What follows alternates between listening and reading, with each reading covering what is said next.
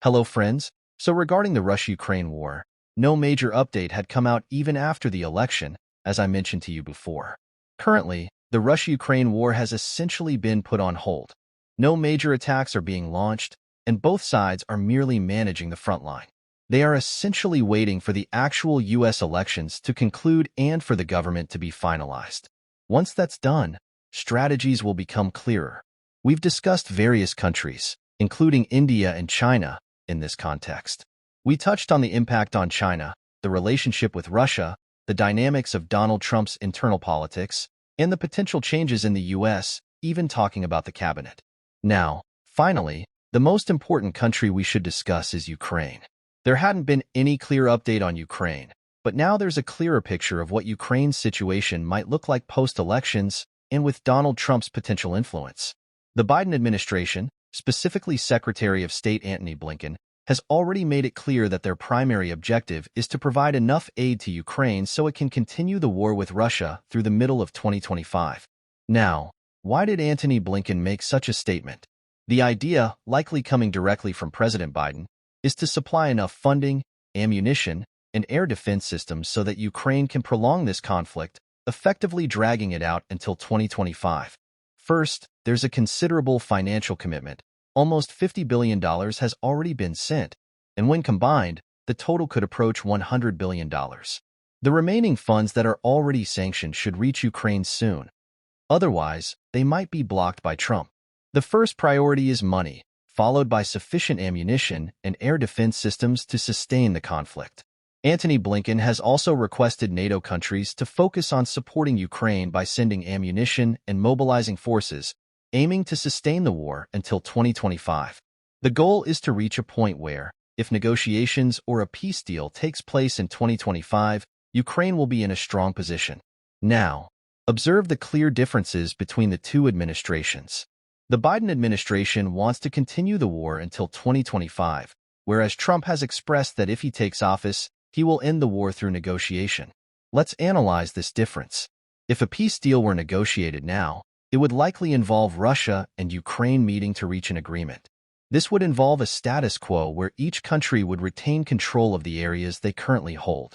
Currently, Russia holds Ukraine's eastern regions up to Donetsk, and if a status quo is reached, nearly a third of Ukraine could end up under Russian control. For example, Russia's forces hold the Kharkiv region, positioned in the center. If a peace deal were to occur right now, Ukraine would suffer a massive territorial loss. Therefore, the strategy is to provide Ukraine with enough aid to sustain the conflict through 2025, even if Trump comes to power in January and cuts off support, pushing Ukraine to the back foot. The plan is for Ukraine to sustain this war with the help of NATO allies until it reaches a stronger position by 2025, allowing it to regain lost territories. That is the whole objective behind Blinken's statement, a full-fledged commitment to providing Ukraine with as much support as possible. Now, it's not like Russia doesn't understand the situation. In fact, Russia understands it very well. They've said, "All right, we get it," which is why, if you notice, Russia hasn't launched any major attacks in the last 73 days. I mentioned before that the reason for this pause was that Russia was waiting to see the outcome of the U.S. election to shape their strategy accordingly. Now that Trump has won, this is a very favorable position for Russia since Ukraine likely won't receive the same level of support. This much is clear, and Trump's statements have made it even more apparent. He's openly said he won't let any war continue and wants to end all wars. How will he do that? Not by starting another war with Russia, but by engaging in peace talks with both Russia and Ukraine. He'll push Ukraine to sign a peace deal, essentially saying, "Sign the peace deal, or if you don't, go fight on your own. We're pulling our support back." This is obvious, and Russia understands this well.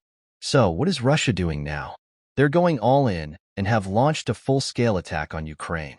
For the first time in 73 days, Russia has unleashed a major offensive using missiles and drones, targeting Ukraine's capital, Kyiv.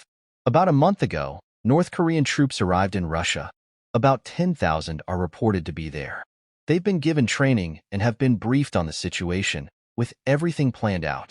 Now, just after the election, these troops, along with Russian troops, totaling about 50,000, have been deployed to the front line in the Kherson region with the goal of retaking it within a month. Kherson has been a major embarrassment for Russia, and reclaiming it would change the game. Once Russia takes back the Kherson region and pushes Ukrainian troops back, Ukraine's troubles will only intensify. Russia will no longer be fighting on two fronts. Currently, one front line is near Donetsk, and the other is at Kherson. Russia knows this is a limited window, about 1 or 2 months, before negotiations start. They need to hold on to as much ground as possible, while Ukraine, in these 2 months, will try with all its might to reclaim territory. Their best hope is to push all Russian forces out of Ukraine, though that's unlikely. This war has been going on for 3 years, and only now has Russia managed to hold its position. It's almost impossible for Ukraine to fully push them out. It's essentially certain that Ukraine will lose significant ground after this war, and when a peace deal is eventually signed. And with Donald Trump as president, Ukraine's situation could get even worse. They're already struggling and will face even more challenges in the coming 1 to 2 months. They don't have enough forces, and U.S. aid might diminish. Once Trump is in office, negotiations will begin, limiting Ukraine's options. Now, the big question is, if U.S. support is pulled back, what role will France and the U.K. play? How much will they support Ukraine? This question will be answered in the coming days. How much military aid they send, how much ammunition and financial assistance they provide.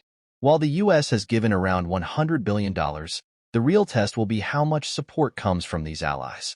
We'll share any updates on this as soon as they come. Thank you.